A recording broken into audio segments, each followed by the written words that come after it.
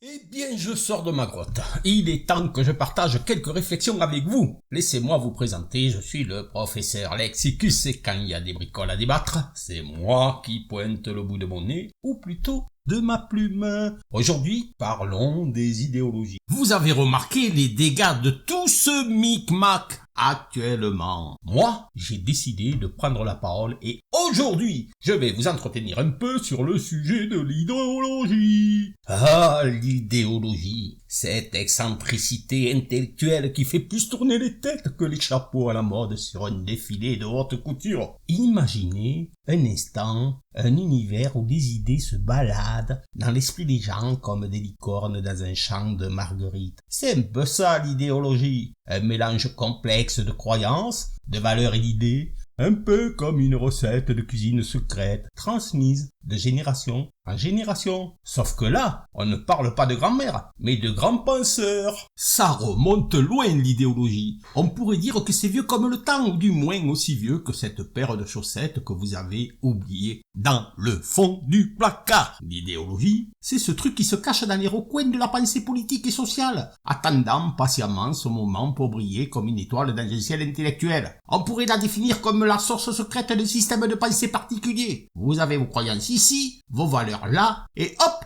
vous obtenez une idéologie bien ficelée, prête à influencer la perception du monde, à guider les actions, et même à donner des idées pour rénover la décoration intérieure. Si seulement on pouvait résoudre tous les problèmes du monde, avec une bonne idéologie et une paire de rideaux assortis. Remontons dans la machine à voyager dans le temps de l'histoire, là où les dinosaures échangeaient déjà des idées sur la meilleure manière de gouverner. Les idéologies étaient à la mode, comme les cheveux frisés et les pantalons pattes d'éléphant. Elles ont joué un rôle crucial dans la construction des sociétés et des gouvernements, un peu comme des architectes qui auraient décidé de dessiner le plan de nos destins. Mais, eh oui, il y a toujours un mais dans cette histoire. Utiliser une idéologie de manière inappropriée, c'est comme mettre du ketchup sur des pâtes, ça peut avoir des conséquences dévastatrices.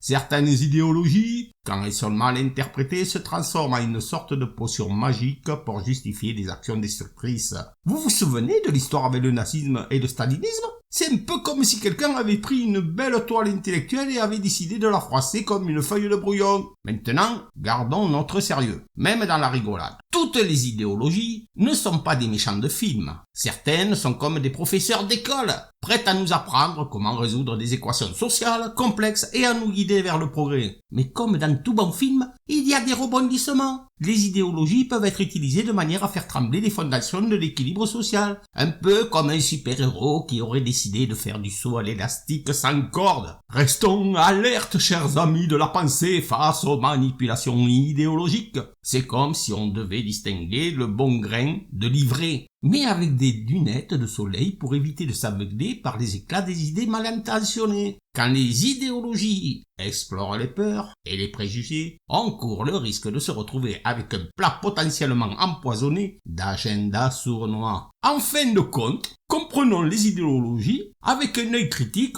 comme si on analysait le dernier blockbuster des cinémas intellectuels. Favorisons le dialogue ouvert, sinon on risque de se retrouver avec un scénario digne d'un film d'horreur sociale. Après tout, dans le grand livre de la pensée, l'humour est peut-être la meilleure épice pour éviter les dérives néfastes et cuisiner un développement social équilibré. Alors, mettez votre toque de réflexion, prenez une louche d'esprit critique et cuisinons un avenir où les idées ne sont pas trop épicées, mais juste assez savoureuses pour tous. Allez, hop, je retourne dans mes ateliers secrets, c'est-à-dire ma grotte. Je vous remercie de m'avoir écouté et je vous dis à la prochaine fois.